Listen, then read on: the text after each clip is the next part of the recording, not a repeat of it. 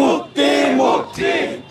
এই বাংলাদেশের মাটিতে আওয়ামী লীগ আর কখনোই ব্যাক আসতে পারবে না, এবং এই আওয়ামী লীগ যদি ব্যাক আসে, আজকের সকালে যে ঘটনা ঘটেছে তার মতো দুঃসাহস যদি আওয়ামী লীগ আর আরেকবার করে, আমরা ছাত্র জনতা তার রুখে দাঁড়াবো। এবং বাংলাদেশের বিদ্যমান সকল রাজনৈতিক দলের প্রতি আমাদের আহ্বান, আপনারা আমাদের সাথে যোগ দিন।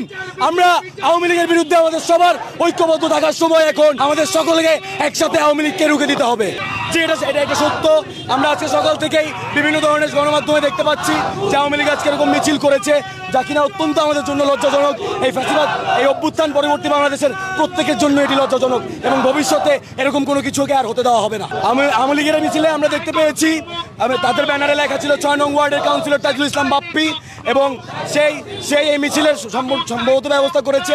এছাড়া আরও অধিকতর তদন্তের আমরা ব্যবস্থা করছি, এবং প্রশাসনকেও আহ্বান জানাচ্ছি তারা যেন তদন্ত নিয়ে এই ব্যাপারটার উদ্ঘাটন করেন।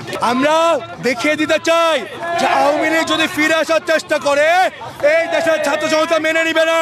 এই কারণেই আমরা রাজপথে আমাদের জানান দিচ্ছি আওয়ামী লীগের বিরুদ্ধে। দর্শক, আপনাদের বাংলাদেশ ঢাকা মহানগর উত্তর বাংলাদেশ গণতান্ত্রিক ছাত্র সংসদের ব্যানারে আজকের যে বিক্ষোভ মিছিল অনুষ্ঠিত হয়েছে, এবং নেতাকর্মীরা যেমন জানিয়েছেন, বাংলাদেশ গণতান্ত্রিক ছাত্র সংসদের ব্যানারে আওয়ামী লীগের নিষিদ্ধ এবং গণহত্যা বিচারের দাবিতে বিক্ষোভ মিছিল করেছেন।